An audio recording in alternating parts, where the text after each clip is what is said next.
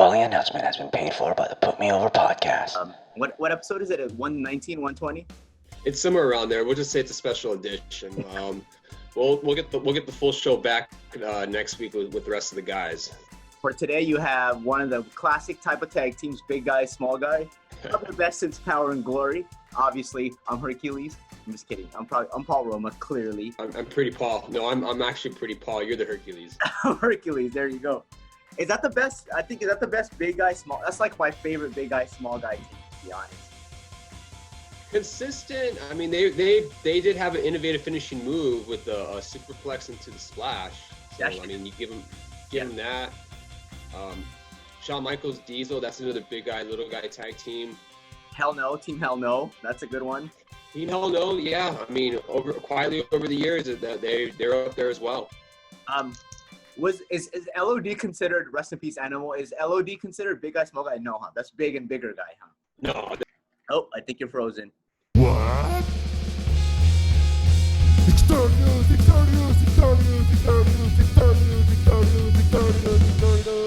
WWE just released an email earlier this week about in regards to their Twitch accounts and their Cameo accounts, and how now that they want the wrestlers to actually end up, it appears they're going to take over the accounts. So this can mean a couple things as far as them taking it over.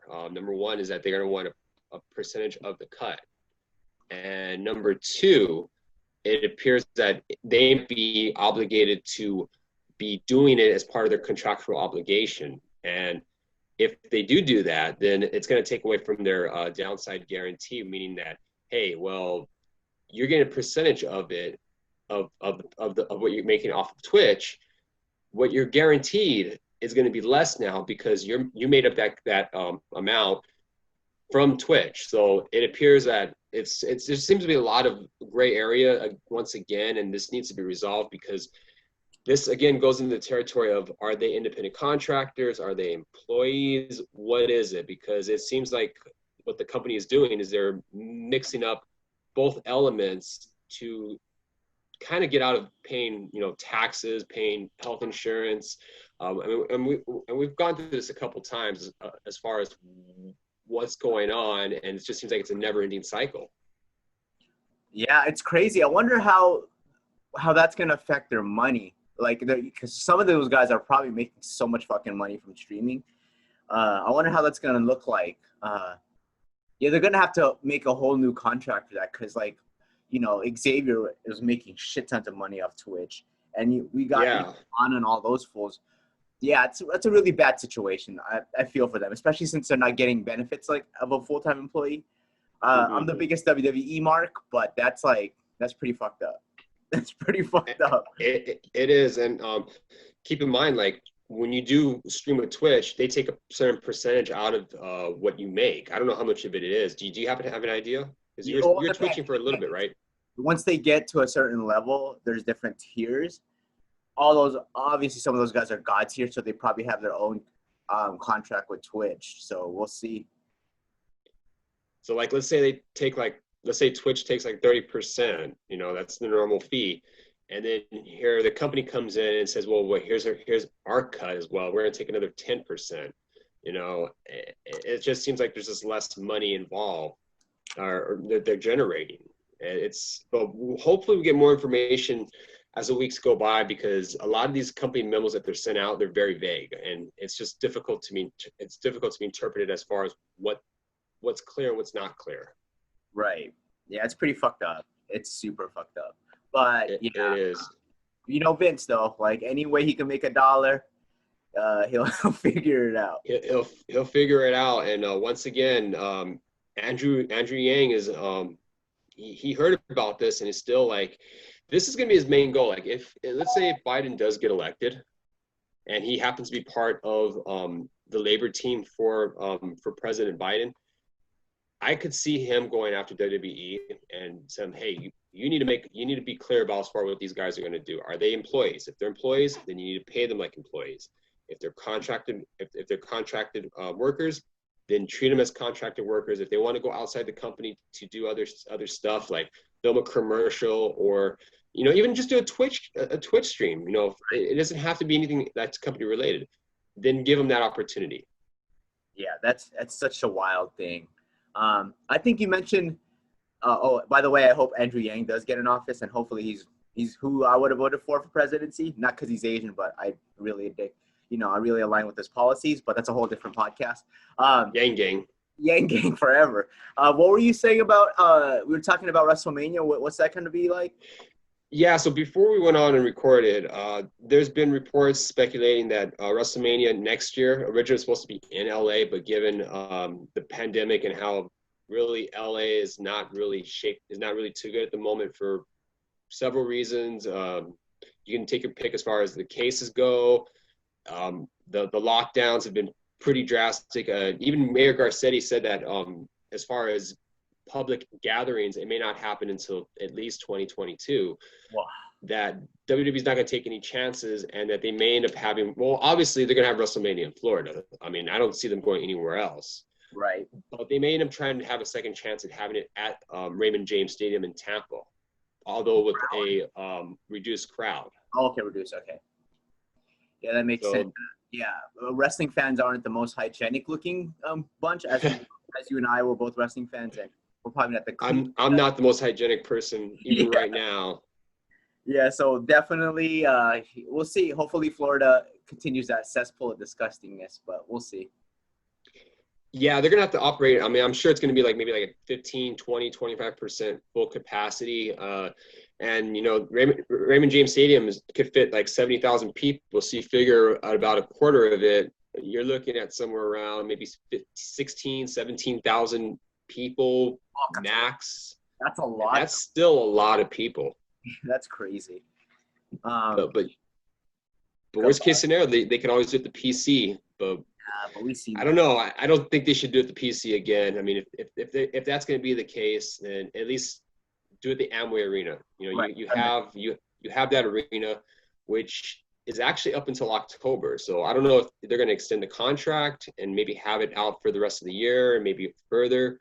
Wait, this October or next October? This October. Oh shit! So that's done, right? So they're done in November then. Yeah. So yeah, we're barely entering October. So by the end of October, that's when the contract's up with them at Amway. So it could be possible that they may renew, or they may just end up going back to the PC. They may end up just having it at full sale. Honestly, I think the whole Thunderdome idea is not a bad idea. I mean, it could use improvements. I mean, the first day was obviously a clusterfuck, but ever since then they fixed those problems. So it's actually been pretty tolerable, actually. I haven't really had any issues with it recently. Yeah, I agree. Amway could be a good place, but I hope for our sake, and if it's safe enough in the least bit, to have it at Raymond James, so Tampa can get theirs and we can have fans in the crowd for that shit. But and then hopefully for us, since we live in California, that come 2022, if things go back to semi-normal, we can get it out here, and we can at least have WrestleMania in 2022. Yeah, man, that's a big bummer, to be honest. But that would have been a major week. Big maybe. Yeah. Oh yeah, I was looking forward to. I mean, pre-pandemic. I mean, WrestleMania out here in LA next year would have been amazing. Yeah, and honestly, from what I'm thinking, the card could look like, it's gonna be a big one. But yeah, I guess we can. I think that's pretty much the news, right? Is there any other? That's mainly the ones that relevant to us for now. I mean, the G1's still going on. I've caught up with a few matches. If you haven't had a chance to, if you get extra time, go out of your way and watch a couple of the matches. I was watching Ibushi and I'm sorry, not Ibushi. Osprey and Takagi. That one's actually very, very good. And then a couple weeks ago, I saw. I'm trying to remember. This week's been very, very busy for me, but yeah, when you get a chance, just try to catch up on some of the G1 stuff. It's been really, really good. Yeah, it looks good, man. I need to watch all of them. I'm trying to stay away from the results because I kind of want to see, but obviously it's such a long event. I'm gonna have to look at some spoilers to get some context. But yeah. And they're kind of spacing out a little bit more. I mean, they were planning on running it around this time pre-pandemic, but so far it's been pretty good. We'll just have to see who's going to win and what's going to happen in January. A lot can change during that time. Yeah, apparently right now I think Jay White is in the lead in the A block with Ibushi and Ospreay. I believe he is. Although the A block is pretty loaded, and that usually is the case. The B block isn't too bad. They got Zack Sabre in there and Kenta, but we'll see. We'll see how that goes. Let me pull it up real quick because I kind of want to take a look to see who's actually ahead. Updated. Okada's not even first, surprisingly. No, I think he'll find his way into the final. So we got right now Makabe Nagata at 6. I'm sorry, that's 2007. I'm not wrong one. I was like, oh shit. I know, right? All right, so the 30th one. Let me pull it up real quick. G1. Jeff Cobb. I forget he's in NXT Dubs. Yeah, speaking of, he's actually permanently signed in New Japan. So he's not coming back. He's not coming to the States. He's not going to be on that one-time deal or on a per-basis deal with AEW. He's signed right now with New Japan. So I think that's good for him. I mean, his style fits Japan. Yeah, Japan seems like it might be a little more popping right now too.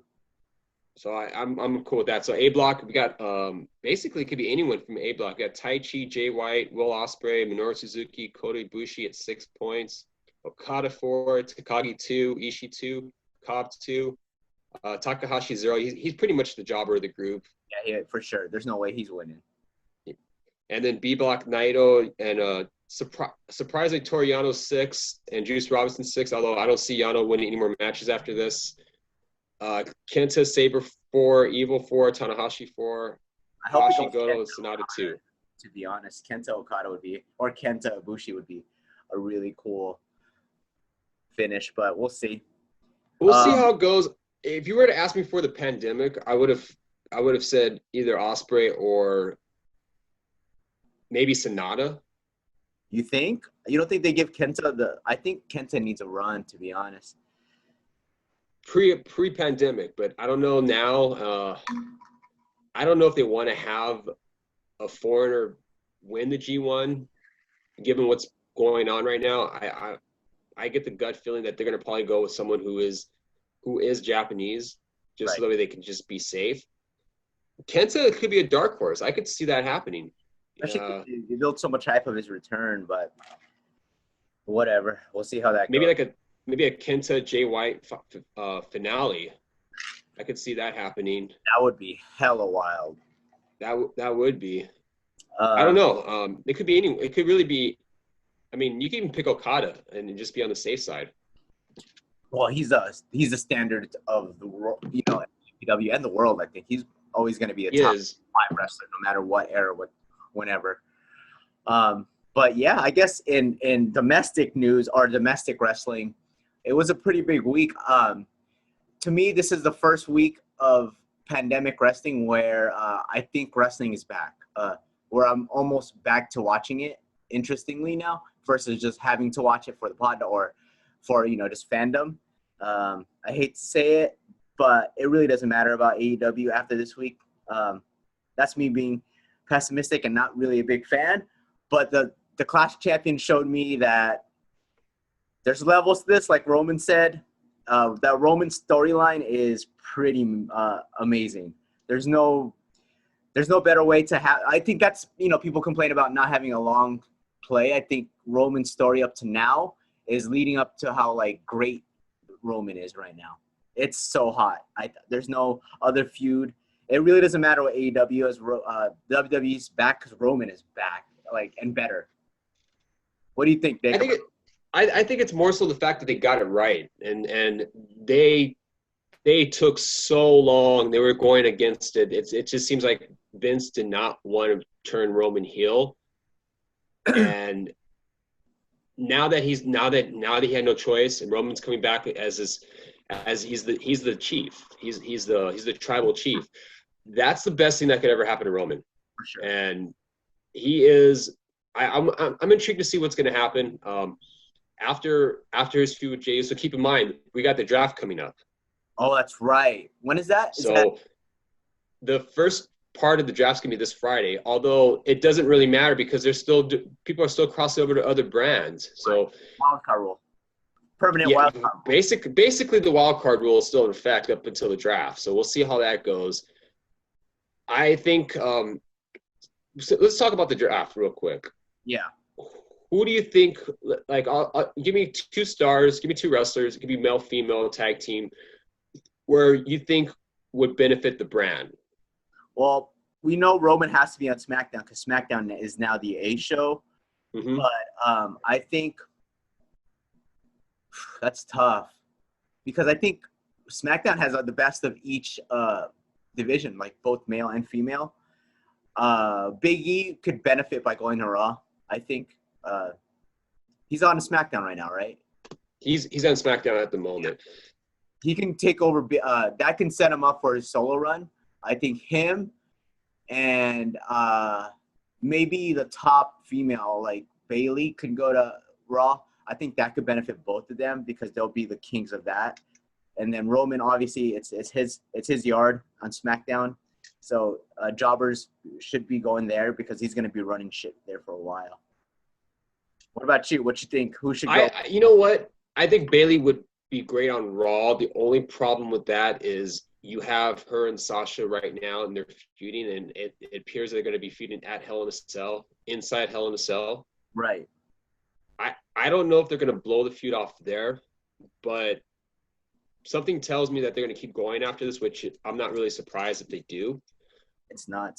Had they done the match last week and blown off there, then 100% you put Bailey over to Raw, have her go there, and then maybe you might want to move. I'm trying to think who you would move. I would probably move. Street Profits are the Raw Tag Team Champions right now, right? Yeah. They're not. It doesn't seem like they're going to lose it anytime soon either. Which is, I thought they should have lost it at the pay-per-view, but what's his name got hurt? Not Andrade, but Angel Garza got hurt. Yeah, Garza got hurt, so he's out for a while. That was a spotty finish. I was like, oh, that looked weird. Yeah, and it turns out because he actually injured himself, so that explains a lot. I'm gonna say AJ. I think AJ should go to Raw. Right, you're right. I didn't even think about that. Even though he's in the yeah, you're right. I think you're right. He would be perfect because he did eat that loss to Jay, which shows that he's kind of expendable at this point. And not to mention, like, you don't really have any. He's really nothing set up at the moment because Sammy's the IC champ, Roman's the Universal champ. Right. There's really nothing for AJ at SmackDown at the moment, even though he was just traded about a month ago, 2 months ago. It just seemed like it was recently. So I'd put him back on Raw, and you could have him feuded with Drew McIntyre because I could see Randy Orton and Drew. That's going to be the third match, going to be inside Hell in a Cell, more than likely. Right. And that's probably the blow-off match. That feud's got to end soon. That has to be the blow-off. That has to be. I mean, I would think last Sunday was a blow-off feud, but after watching Raw on Monday, they're going to keep going with it. And what's next after Drew? After Randy Orton? Like, you got to have someone who's a legitimate candidate. I can't think of anyone on Raw currently that would be able to do that, to chase Drew for the belt. So I would say go ahead and put AJ on Raw. I think Randy wins the belt. You don't think Randy wins the belt at Hell in a Cell? I hope he does, to be honest. I'm over this Drew reign. I mean, I get it, but like, I think Randy should get it. He's earned it. They should have done it. They should have done it on Sunday because him losing twice and then winning the belt a third time. I don't know. I just don't like that. I don't like that at all. I don't like the booking idea. I don't like the process behind it. You lose twice and then third time you become a champion. I don't think it does Randy any favors. Right. That's not good booking, but it is Randy Orton, and he, like he said, he gets to skip the line as he should. He gets to skip. He does. I would say on SmackDown you need a baby. You definitely need a baby face who can chase Roman too, huh? Who can chase Roman, because the one thing about SmackDown right now is that they really don't have any baby faces. Big E could be the guy who chases Roman, but we know, like, he's caught up with Sheamus at the moment. Right. And I think Big E's title run is not going to come from beating Roman. Unless it's like in 2 years, because I think Roman Rock is going to be what is going to put the asses in seats, and that's what I'm waiting for. It's setting up perfectly for that. There's no other WrestleMania match Roman should be part of. That shit's going to be. And keep in mind, that's assuming if the Rock schedule it makes it okay for him to do that. Right. I really think in a perfect world, they would have done that next year if they were planning on turning Roman heel. Okay. I think in a perfect world, they would have done that. But as far as SmackDown goes, I'm trying to think who would benefit going over from Raw to SmackDown. Let's see. Raw. Who's on Raw that can really go to SmackDown that can really change? Or Kevin Owens? I'm thinking Kevin Owens because he was on SmackDown this past Friday interviewing Alexa Bliss, and he got attacked by the Fiend. And now Bray Wyatt's coming to Raw on Monday. So you know what? I could see that happening where they're going to move him to SmackDown because they definitely need a babyface to chase after the Universal Champion. And not to mention, I think that's the feud they're going to go. I think they go Kevin Owens, Fiend for a little bit, and then maybe Roman after. Yeah, it's crazy how many main eventers WWE has right now. It's wild. They have so many former champions who aren't in the picture, it's kind of a spoiled. They're very spoiled right now with talent. It's kind of absurd. Talent-wise, they do. It's just they don't know what to do with them. That's the issue. You can have all the talent in the world, but if you don't know what to do with them, they're really there's no point. It's hard though because Roman has to be the champ right now because he's the box office guy, especially shirtless Roman. There's nothing prettier than shirtless Roman. Oh my Lord.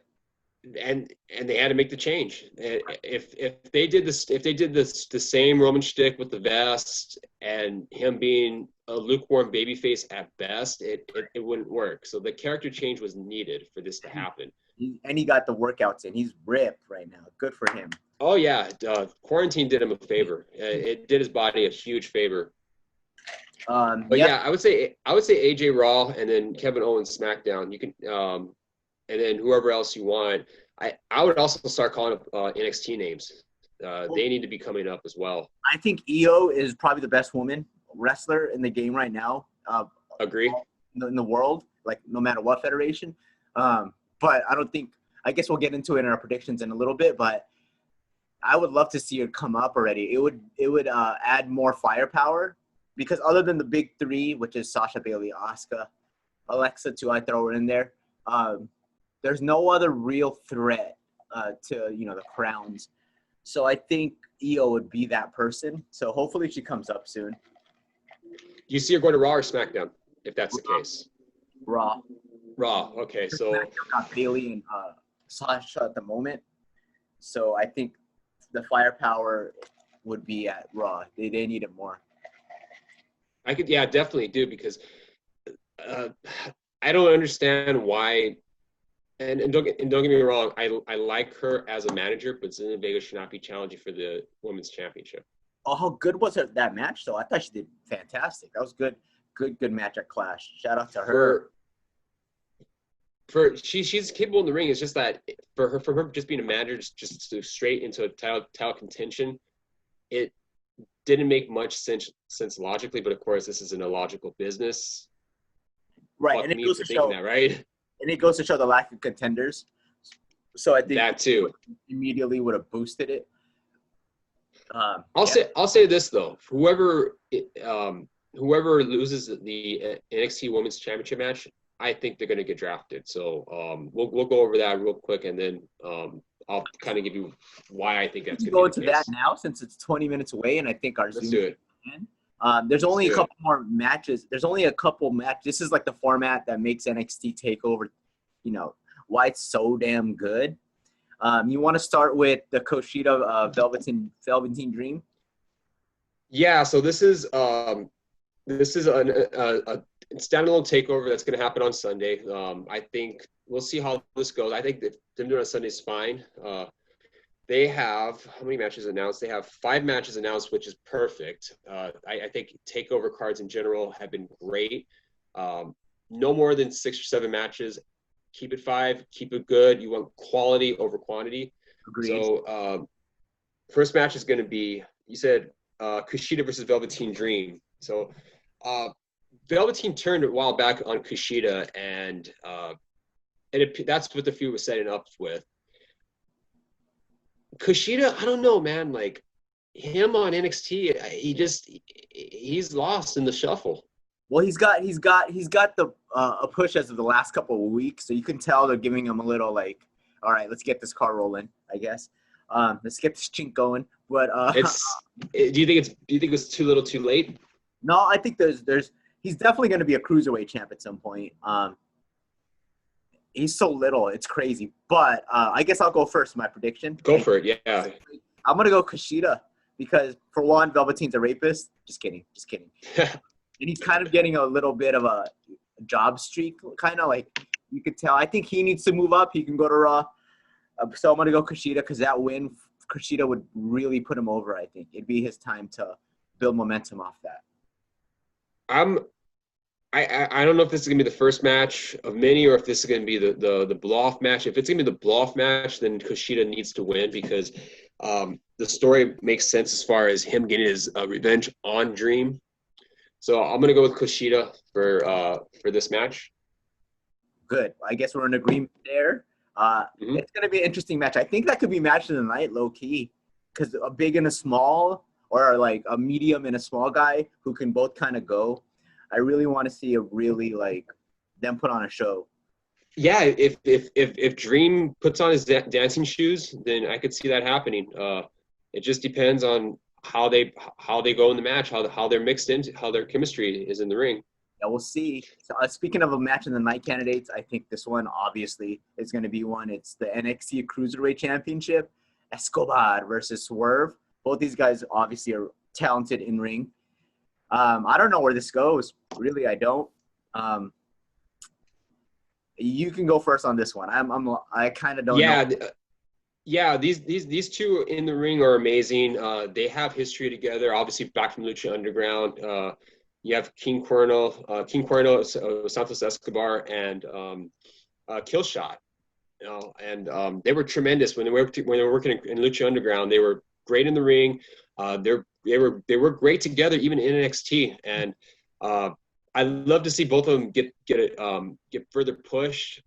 Swerve, I don't think he's going to win this one. I think it's too soon to take the belt off of Escobar. I think they have something in him as far as, I think WWE's trying to look for a Mexican superstar that can be the future. Andrade, his English is not very good. I don't like the idea of him and Zelina splitting up. I think he needs Zelina as ASAP. Angel Garza, his English is better, but I think he benefits more with having a manager. Santos Escobar can carry a promo by himself. He can talk. He's money. He's money. He's money. When it comes to him in the ring and cutting a promo, give him the mic, tell him what he needs to do, and he'll deliver. So I see the future strong with him. I'm gonna say Escobar is gonna retain, and I think both guys are gonna have a bright future, but more so with Escobar. I 100% agree with you with that one because Escobar's a star, dude. I could even see him being big in the main rosters or however you want to call it now, since they're all equal brands. But yeah, I agree. Escobar should win. He just got the title, it seems like. So he did. Run. This one is hard to call. The NXT North American Championship between Damian Priest versus Gargano. It's my turn, huh? Fuck. Go for it. Yeah, go for it. I'm gonna go with Priest because again, same principle. I don't think they take it off Priest that quick. Although he's a pretty good wrestler, I'm just not into the character. But yeah, I'll go with Damian Priest. Yeah, Priest in the ring, Puncher Martinez, whatever you want to call him, is a great big guy. He's not overly muscular. He's tall. He's got the look. He's got the ring ability. He won the belt just about a month ago. I mean, we did have Takeover 30 SummerSlam weekend. Keep that in mind.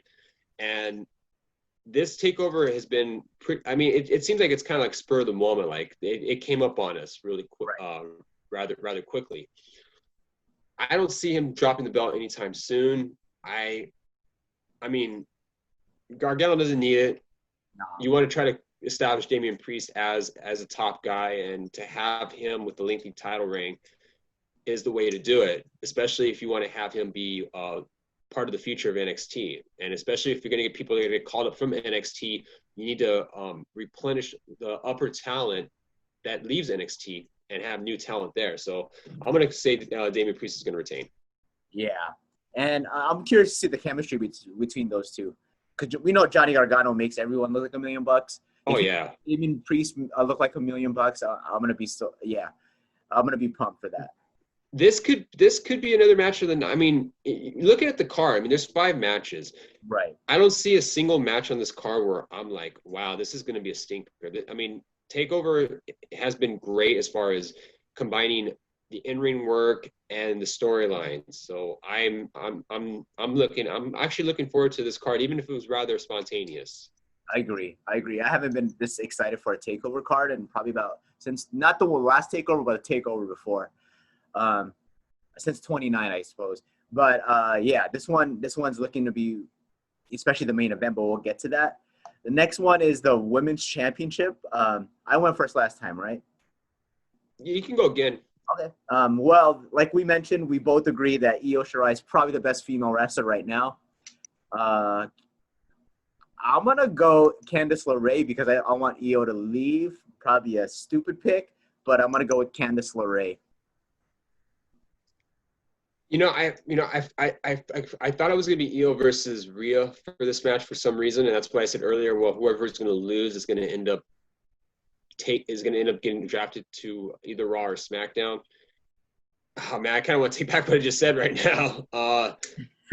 Io, to me, she needs to be on the main roster though. In all honesty, she's done everything she can in NXT. Candice, I mean, wouldn't hurt her to go to have a run.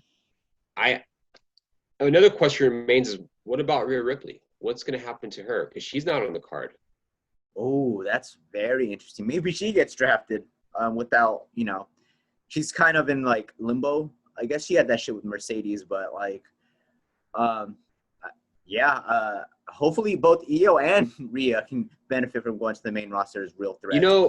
I think Rhea would benefit going to SmackDown. Now that I see this match and I see where they're probably going to go with, I'm going to say that Rhea goes to SmackDown. You want to have her there because you need another female talent. Even though there's probably a bunch of, I mean, we just got Carmella back on SmackDown, but Rhea Ripley is a tremendous upgrade from Carmella.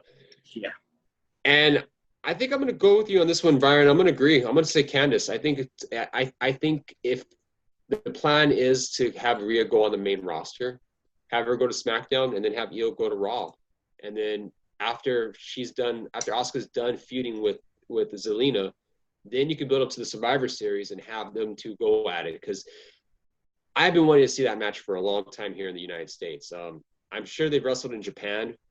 I don't think they wrestled in NXT because I think by the time Asuka left, that's when Io came in.